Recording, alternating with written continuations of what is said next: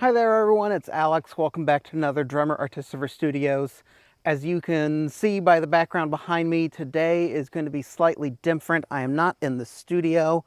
I am in fact at a place that is very special and dear to me. It is the summer camp I used to work for up in Clare, Michigan, in the middle of the state. I'm here because I wanted to do a very special video. I've had several comments and questions, both in person and on the feeds for these videos, asking about why I chose the term artificer. So this video is going to be about why I decided to name this channel Drummer Artificer Studios and why I decided to do it in the first place. There is a bit of a history to this that I'm going to have to go through.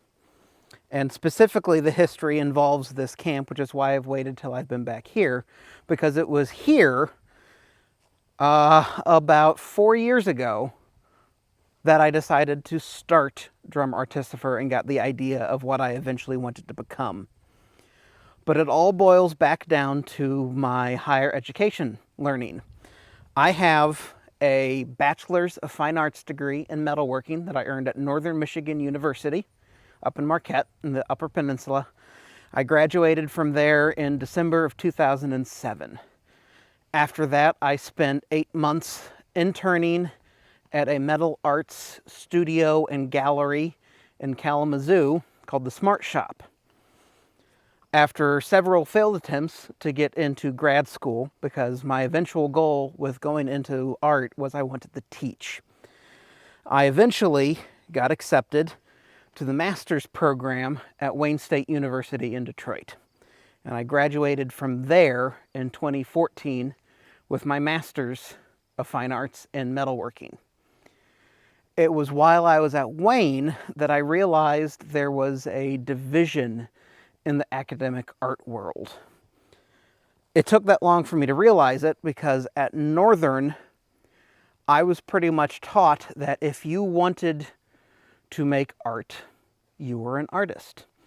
There wasn't really a difference or a separation between art and craft as to the level of what you're making and what you're making or what material you're using. If you made things, you could call yourself an artist. That was pretty much it. The closest we had to divisions was between 2-dimensional and 3-dimensional. If you painted or did photo or you did sculpture, jewelry, and ceramics, that was about the closest we got to a division. Wayne, I learned a sad truth, which is that in the academic art world, there is a very, very large division in what people call fine art and craft. And the entire time I was at Wayne, I was almost looked down upon as a secondary artist because I was a craftsman. I was in a 3D field. I made objects with my hand. So I was a craftsman. I was not a fine artist. And that never set well with me, and it caused a lot of problems between me and my committees that oversaw what I was doing. I found ways around it, and I eventually graduated. But it instilled in me this idea of, if you think you make art, you are an artist. And this hatred of the word craftsman or craft or fine craft, anything like that. So when I was working at this camp and I decided I wanted to open up my own studio to teach, I was trying to figure out what I wanted to call it. And initially when I started up a business and tried selling things, I called it Drummer Metal Crafts because I was making craft items out of metal. But that was before I had this understanding of the differentiation between art and craft. So I started looking at the history of what it means to be an artist. And I had heard the term artificer before, but pretty much just as it related to a type of player character you could have in Dungeons and Dragons. But the actual definition of artificer or artificer, depending on how you want to pronounce it, basically boils down to a skilled craftsman or laborer in a trade. And it's back down to the Renaissance and medieval times of, if you made something, you were pretty much called an artificer. They didn't really have laborers and skilled tradesmen and that stuff. It was, if you were a blacksmith, you were an artificer. If you were a silversmith, you were an artificer. If you were a tailor making garments for people, you were an artificer. If you made a physical object with your hand, you were an artificer. And that's the root word of artist. So I decided, using that word in the name of my business, of my school, of my studio, was the best inclusive term I could come up with to use for anything. And the purpose of Drummer Artificer Studios is eventually, right now it's just this YouTube channel, eventually what I want to do is have a brick and mortar location where people can come and do workshops and work hand in hand with me and other skilled people in areas to make objects and learn how to do it themselves.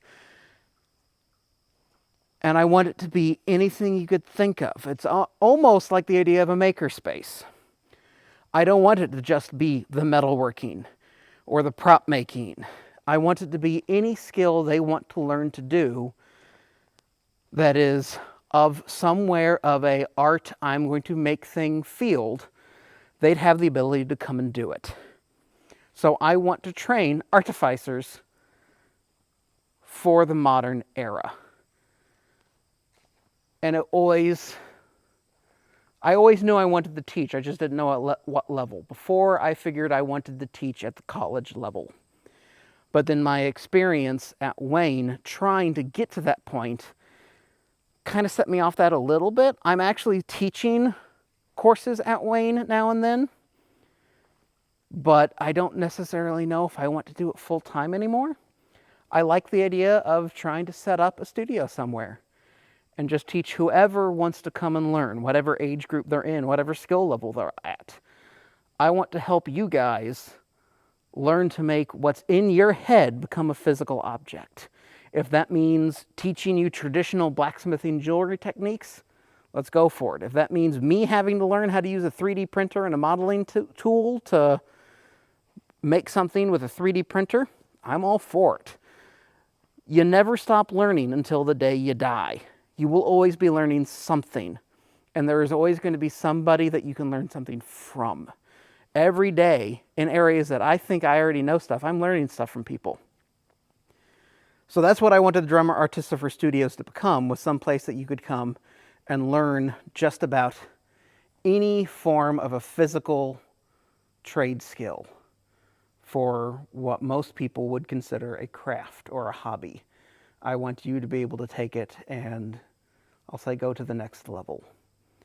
So that's what this whole video was about, was me rambling on about why I decided to start this YouTube channel and my Etsy store and my eventual brick and mortar business, even if it's just out of my garage in my spare time. I want to take the knowledge I have learned over the years and pass it on to others so that they can get enjoyment out of it and maybe even go and pass it on to somebody else. That was one of the biggest things I got from my experience at grad school, was they were wanting us to be there to be the next great artist, to be the next big name in our field. Well, I don't care about that. I am successful as an artist, as an instructor, as a mentor, as a teacher, if I'm able to take what I have learned and pass it on to somebody else and instill the same love of that field that I have into them. That's what makes me successful. If one of my students can go on and be the next big Pablo Picasso or Van Gogh, I'm a success because I was able to teach that person and help them get a love and a passion for what they do. So if you have something you really, really want to do and you have a love and a joy of doing it, do it. Don't let anybody tell you you can't. Go have fun, learn, do it, experience, grow in what you do, and pass it on to someone else. This has been Alex with Drummer Artificer Studios. I'll see you next time.